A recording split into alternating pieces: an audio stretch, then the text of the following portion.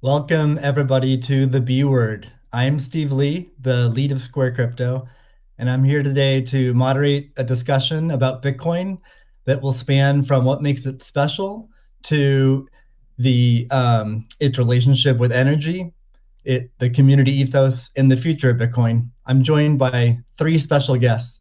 The first is Cathie Wood, founder, CEO, and CIO of ARK Invest. Next is Elon Musk, techno king of Tesla and chief engineer of SpaceX. And finally, Jack Dorsey, CEO of Square and CEO of Twitter. So we have a lot to talk about today. So let's get to the talk and get right to it. I'm going to start off by asking each of you a question, which is what's shaped and influenced your views on Bitcoin? And let's start with Cathie. Okay, Steve, thank you. Well, the first thing was our focus on disruptive innovation. So starting in 2011, Brett Winton, our director of research, who I know will be on the program later, he started talking about this thing called Bitcoin at the time.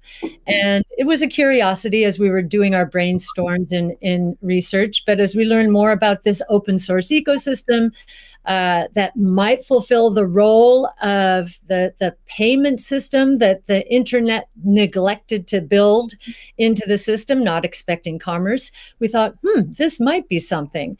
And then I became even more interested when I realized that my economics would come into play as well here. And Art Laffer, my mentor from USC, and a monetary scholar. In 2014, I asked him if he would collaborate on a paper on Bitcoin. And he was a bit of a naysayer at first, but agreed to read the paper. He read the paper, tore it up, and from an economics point of view, really wanted to understand this. And he said, I think you got something here. This is a rules-based monetary system. I've been waiting for this for my entire career. So the combination of disruptive innovation generally, economics on top of that, and the huge misunderstanding out there as to what this is, that was intriguing and launched our research effort. Thank you. Elon, what's influenced your views on Bitcoin? Well, I've thought about money for quite a while, obviously, since the PayPal days. And then the companies that preceded that, X.com, which I created, and Confinity, which Peter Thiel, Max Levchin, Luke Howry, and others created. When we combined the companies and made PayPal. So I've been thinking about money for a long time.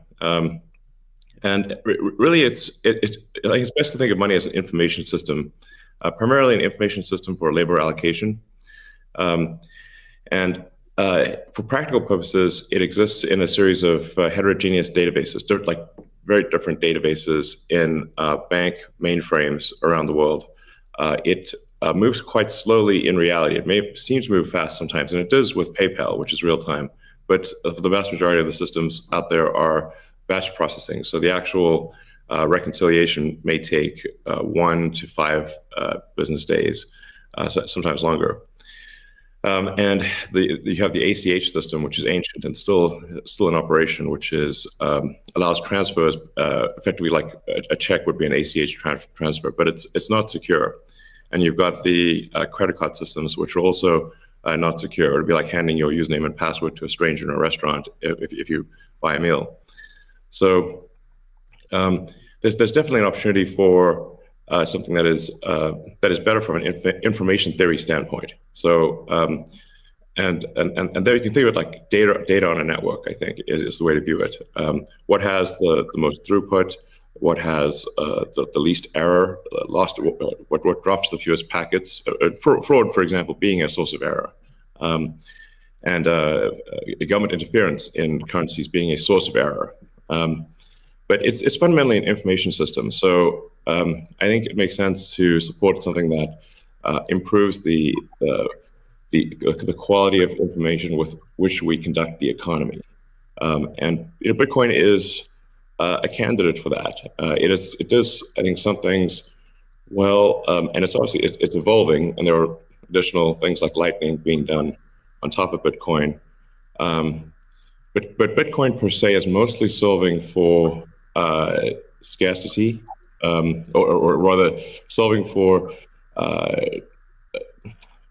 essentially having no throat to choke, decentralized. So there's no one who can be coerced in any way to empty their Bitcoin account. Well, I guess they could technically, but on an individual basis, but the system as a whole cannot. Um, and it has an open ledger, which is also quite good. But transaction volume is low. Transaction cost is high, and usability for the average person is not yet very good. But it has a lot of potential. And I should say that, like, I'm not, and I apologize for taking a long time, but there certainly is a lot to say. In general, I'm a supporter of Bitcoin and the idea of cryptocurrency in general. But as I've said publicly, we do need to watch out for crypto taking, especially Bitcoin, using proof of work to maybe use energy that's maybe a bit too much and not necessarily good for the environment. So, but on balance, I support Bitcoin, and I'm not an investor. The only publicly traded stock I own is Tesla, and the only significant thing I own outside of Tesla is my SpaceX stock that could help create both companies. So, but apart from that, I do own Bitcoin, and Tesla owns Bitcoin, SpaceX owns Bitcoin, and then I do personally own a bit of Ethereum and Dogecoin, of course. So. Okay, great. Thank you. And we'll get into some of those issues in more depth as well. Jack, how about you? What shaped your views of Bitcoin? The network and the community. It's deeply principled. It's weird as hell. It's always evolving, and it just reminded me of the internet when I was a kid. And I encountered alt cypherpunks when I was fairly young, and this was a topic of discussion for years. I didn't touch it until 2008 when we started Square. Elon and teams at X and PayPal inspired a lot of what we were trying to do, trying to bring in more to a physical world, but we encountered this crazy predatory system that was slow, that was obtuse, and I think one of the things that we tried to do, which X and PayPal also tried to do, is build an abstraction layer around this complication and around this predatory nature that the financial industry can tend to be, and make it work for people. But when I saw Bitcoin in 2009, you see a chance to replace the whole foundation. And everything that Elon was talking about in terms of ACH and the credit card networks were built with very different agendas in a very different time frame, and it's crazy that they still exist and they have scaled, but they just are not relevant to today, and they're certainly not relevant to the future, especially when you consider the entire world and countries like Nigeria or Ghana or India and its interconnection with countries like the United States and Canada and all over Europe. So what really drove my thinking and drives my passion around it is, like, if the internet gets a chance to get a native currency, what will that be? And to me, it's Bitcoin, because of those principles, because of that creation story, because of its resilience, because of the number of tests it's been. But what inspires me the most is just the community driving it. It just reminds me of the early internet. It's the only reason that I have a career, because I learned so much from people like who are building Bitcoin today, and I continue to learn in that sense, and I'm so grateful for it. So that's a good segue into the next question I'd like to ask you, Jack. Is you said before that Bitcoin changes everything. Can you speak more to that? Well, I just think that a lot of what we experience in life, when you really get down to the foundation, a lot of our monetary policies, a lot of our monetary systems cause so much distraction and so much cost. And when you get to a system where you have the potential for people to truly own it, they can verify it themselves. You don't have to have trust going in. You don't have to trust it at all. You can verify it through source code or whatever your appetite is, and that any particular person can help drive the future of it. And at the same time, it's not controlled by any state. It's not controlled by any bank. It's not controlled by any corporation. And these three parties of people who participate in the network, people who mine, and also the developers, constantly debating the correct roadmap and the way forward, is a beautiful thing. And I don't know of many other consensus-based models that have existed at that scale for this long with this amount of success. And we're still fairly early. So when, I met a woman in Ethiopia 2 years ago, and she was trying to create the lift for Ethiopia. Elon, I think I reached out to you at that time as well because she really wanted some Teslas. She still has to take paper fiat cash from her passengers and pay all of her drivers in the same way because there's no monetary system that she can utilize. There's nothing digital. And Africa as a continent is hugely interconnected from a monetary standpoint, but also hugely taxed in that same way. So a lot of the potential that I see, the internet having a native currency helps her build her business in a much faster way. And also, if you consider something like Bitcoin existing before YouTube, before Twitter, before Facebook, a lot of the business models that we have today would not be the same. We would certainly not have the dependency we have upon the advertising business model if Bitcoin existed pre-Twitter. And I think the amount of business models that it enables, the amount of innovation it enables going forward, especially when you can consider the whole internet instead of going country by country by country by country, which you have to whenever you're dealing with finance, it really just opens the aperture. And that is what I want to see in my lifetime is a currency that is standard and sound for the internet that everyone can use. Great. A hallmark of Bitcoin is its fixed supply of 21 million coins. Elon referenced that earlier. It may be the first system that humans have created that humans cannot later change. Kathy, I'm curious, with your background in monetary history and macroeconomics, what are your thoughts on that type of system? Oh, well, I'll recount the story about Art Laffer and our going through the paper, and he said, as I said, first rules-based monetary system, global, ever. This is a very big idea. Once we had convinced him of the ecosystem itself. Now, this is the role that it's playing, given that the rule is a quantity rule, that 21 million units, is really a store of value role. So there are three roles of money. Store of value, very important. The means of exchange, so for transactions, and the unit of account. Every good priced in terms of whatever the unit is. So store of value is its primary use right now. The others exist. Unit of account, reserve currency of the crypto asset ecosystem. That's being seeded a little bit towards stable coins right now. But the store of value is a very big role. And means of exchange with apps built on top of the Bitcoin blockchain, we think is going to become more of a reality. Right now, high value transactions take place over Bitcoin, and that is a very useful role. So we look at those, and I remember saying to Art, "How big could this be?" And he said, "Well, how big is the U.S. monetary base?"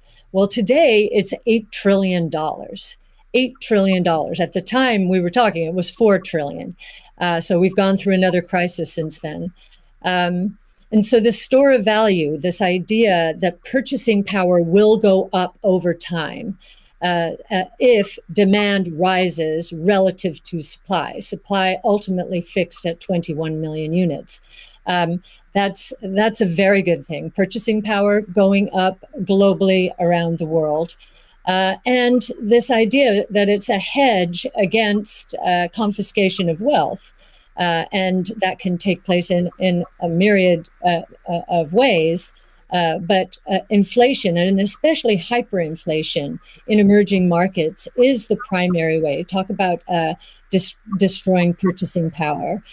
So that's a very big idea. And I'll also mention deflation. In some ways, it's a hedge against deflation. I know some people are confused that we at ARK think that we're in a deflationary environment here in the United States. If that is true, the odds of a hyperinflation in the rest of the world, especially in emerging markets, is also true. So, but this deflation, and we learned from 0809, there's counterparty risk associated with deflation. And I think Bitcoin would be a hedge against that eventuality as well. So it's a very big idea. Right. I suspect among us, there's not a lot of debate about Bitcoin's potential as a store of value. But Jack, you referenced earlier it being or becoming the native currency of the internet. Can you speak more to that, and also how it relates to maybe how institutions think about it? Yeah, I mean, like just simple example. If I happen to be in Ghana and my family is in Nigeria, currently I can take anywhere from and I need to send money back, anywhere from 10 to 30% off the top just to send that money back. Whereas if you just focus on the worldwide remittance problem, Bitcoin solves so many of those problems today instantly without having to go through any intermediaries or any slowness or complicated systems that a corporation or a state created. So I think having sound money that is separate from the state is the idea. Having it completely verifiable by everyone, including the state, including corporations, including individuals, including developers who want to build on top of it, is quite powerful, and that's what keeps it secure and strong.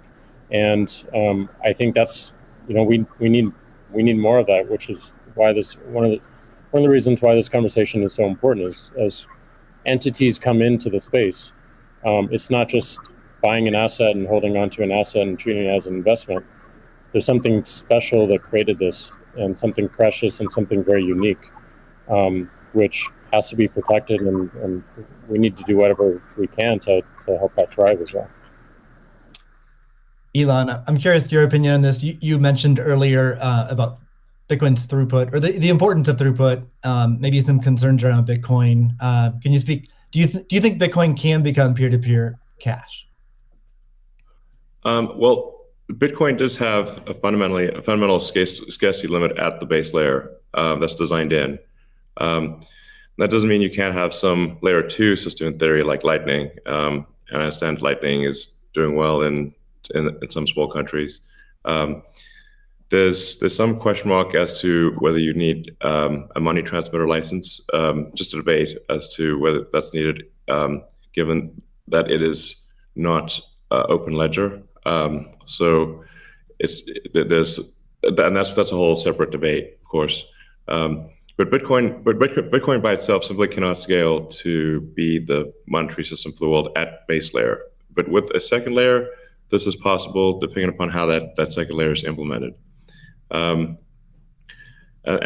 part of why I think there may be some merit to something that may seem silly, like Ethereum, like Dogecoin. I think Ethereum also, like I said, the three things I own outside of SpaceX and Tesla, and obviously it's a Neuralink and Boring Company, but of any significance are Bitcoin by far, and then some Ethereum and some Doge.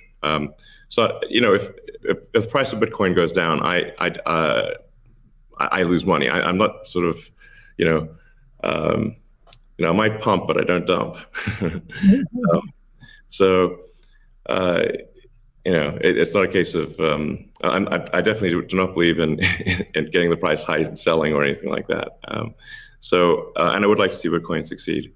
I think there's some merit to this is not a slam on Bitcoin. There's some merit to considering something that has higher max transaction rate and a lower transaction cost, and kind of seeing how far you could take a single layer network where the exchanges act as a de facto second layer. I think you can probably take that further than people realize, and as bandwidth increases over time, latency decreases. SpaceX's Starlink is actually playing a role in this, and I think long term people will probably have access to worldwide access to gigabit level connectivity at low latency, and so at low cost. And so then your base layer could do a lot of transactions if you take that into account. So yeah, but like I said, Bitcoin with a layer 2 system, so they could scale to do a vast number of transactions. Same goes for Ethereum. Question about the scaling at the layer 1. The concern from the past 5 years of debate in the Bitcoin community is that would sacrifice too much decentralization and hurt the censorship-resistant properties of Bitcoin. I'm curious if what are your thoughts on that? Are you sensitive to that? And are you concerned about losing some of the special properties of Bitcoin or another cryptocurrency by scaling at layer 1? Yeah, I mean, these things it's helpful to use the physics tools of thinking and say, scale up, scale down, and see if it still makes sense. So if scaling up the transaction block doesn't make sense, why don't you scale it down? And have it be, so that somebody, with a laptop from 2008 can still run a Bitcoin node. Why not slow it down? Oh, you want to slow it down? Well, maybe you're at the wrong number then. there's actually there's members in the community that do want to slow it down, but I understand your point. It's silly. The reality is the average person is not going to run a Bitcoin node. So this is and Bitcoin, it was a lot of clever ideas, but these parameters were set, I don't know, in 2008 or something, maybe 2009. And there've been some improvements since then, but not a lot. So, it's sort of like there was still in 2008 there was still a non-trivial number of people on modems. So, now it is quite common to get 100 megabit connection just for a house. Some houses have gigabit connections. So, and that trend is obviously in the direction of higher bandwidth and lower latency. And if somebody else doesn't do it, Starlink certainly will. So I have high confidence that you will be able to maintain a decentralized finance system while still having a much bigger blockchain, aka ASCII text ledger, a hash ledger. You can make the hash ledger bigger without suffering from decentralization as the average connectivity improves, obviously. One idea would be to to put a Bitcoin full node in Starlink terminals. That way more people would be running it. Actually, I have run this by the team at one point. I had this idea, which is kind of off the wall, but let's say you need a little space heater. And normally your space heater would just be pure entropy. But what if that space heater was also a Bitcoin, Ethereum, Doge mining node? Pick your currency. And so then you'd be heated up, and you would also mine your crypto and have connectivity in one. I love that idea. Yeah, I mean, better than running a space heater. Absolutely. Are there any other So you're drawn to Dogecoin a little bit. Are there any other gaps in Bitcoin that you see that cause you to be drawn towards Dogecoin? Oh, I think I mean, I think there's a, Doge has the Doge community. I think is somewhat irreverent, obviously, and has great memes and loves dogs, and I love dogs and memes, and it doesn't take itself too seriously, and I think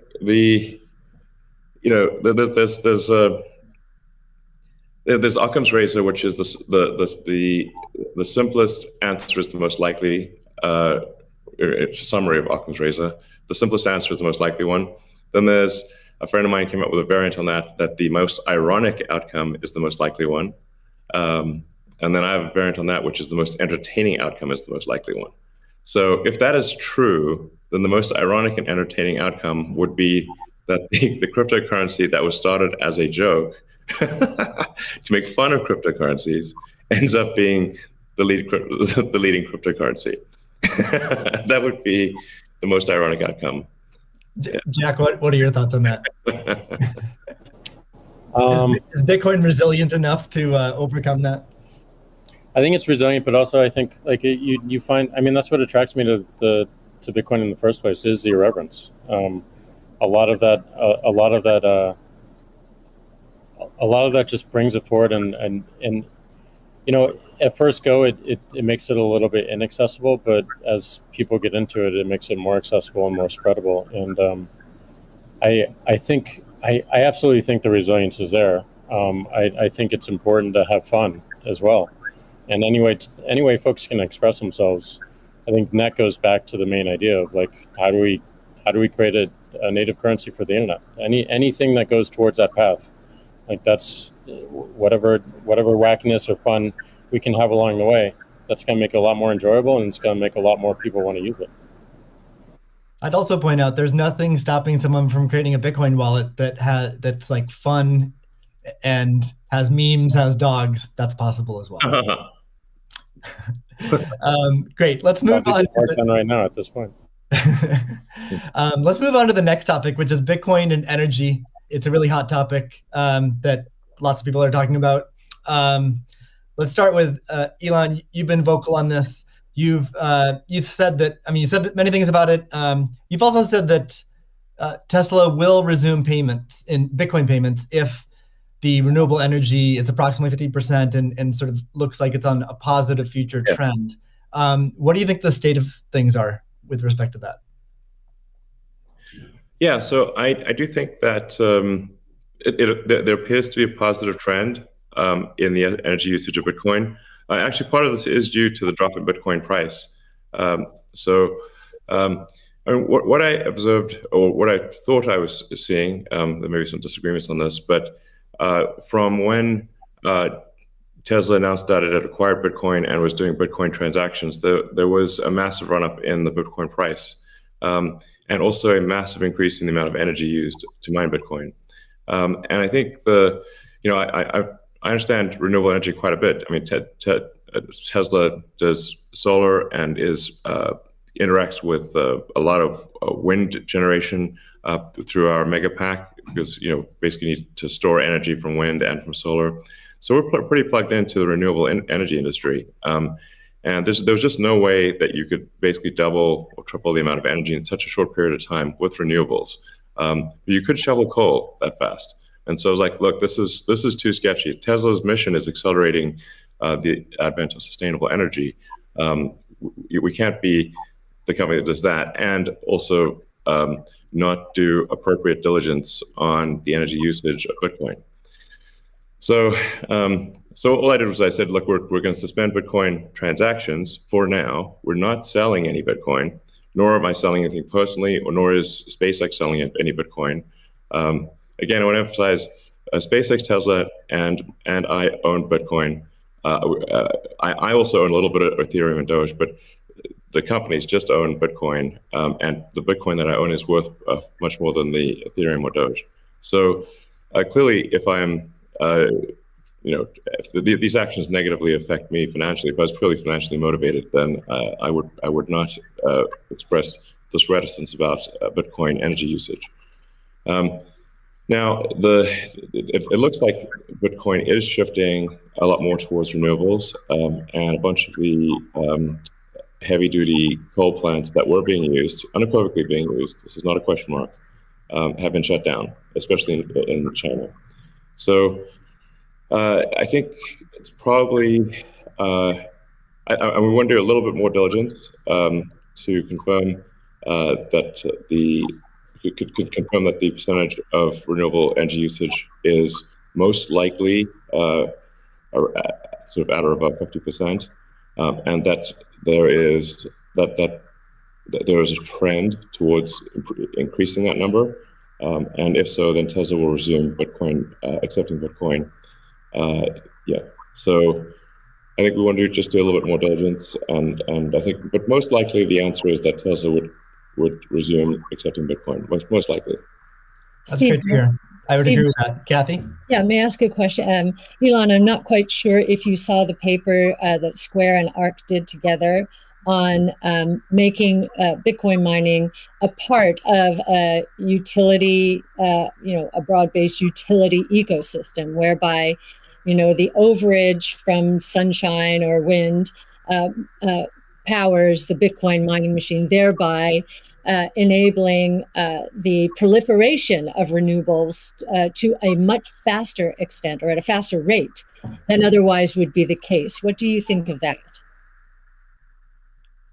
Well, the problem is that in order to operate so-called mining or hashing rigs, in order to operate a bunch of hashing rigs, effectively, you have to run them 24/7, which means you need base load. You can do that with solar and wind plus battery, but if you only did it based on solar or wind overage, your hashing rig utilization would be much less. So you'd be at a disadvantage. Sure, hydro or geothermal are great as renewable means. I'm also pro nuclear. I think modern nuclear power plants are safe, contrary to what people may think. I really think it's possible to make very, very extremely safe nuclear. I'm talking about fission. You don't need fusion. And then, of course, fusion. You just got that big fusion reactor in the sky called the sun. It comes up every day.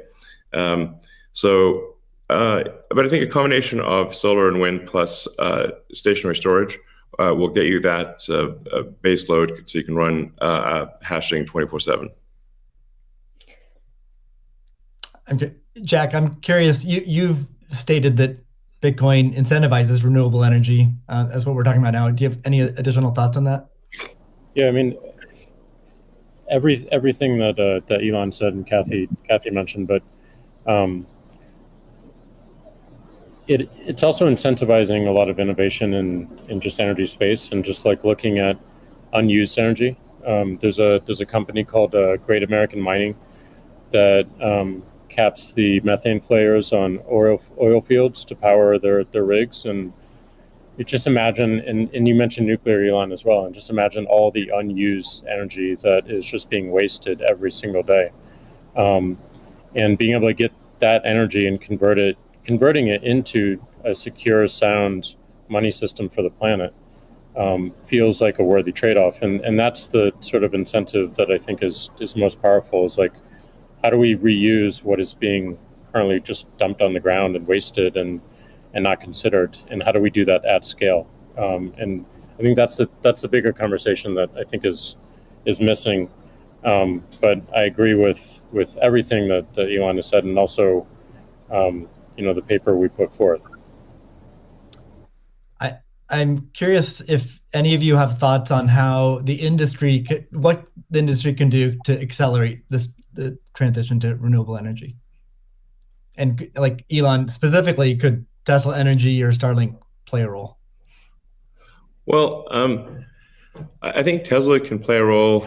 Tesla's literal reason for existence. The reason I've put so much of my life energy into Tesla, which is a lot. In fact, I would say that I've had some pretty tough life experiences, and Tesla is responsible for probably 2/3 of all personal and professional pain combined. Just to give you a sense of perspective there. So this is a hella hard situation. But we do solar, commercial solar, solar retrofit, as well as the solar roof, and we make consumer battery packs called Powerwall for houses and small businesses, and then the utility scale, which are gigantic. These we've done now a number of gigawatt hour installations. That's a lot. That's a lot.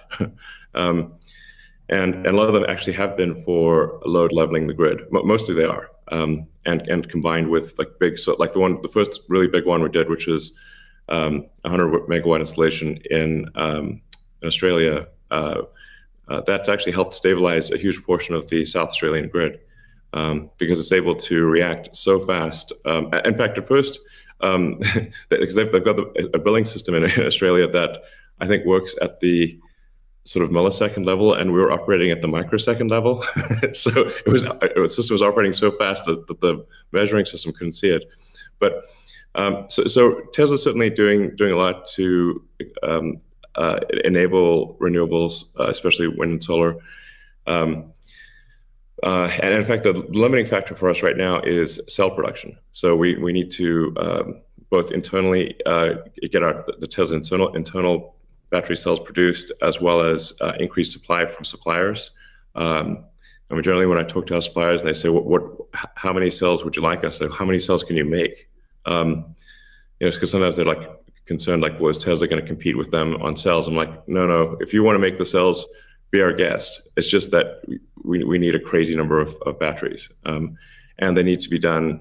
It also needs to be mined and produced and manufactured in an ethical and environmentally sound way. So, Tesla, we really do aspire to be the good guys, to be a company that people can believe in. That doesn't mean we don't make mistakes, but that's what we try. So, but I think generally hydro, especially existing hydro, is good for mining. Geothermal, there's lots of places in the world that have geothermal energy. Like I said, nuclear is also good. I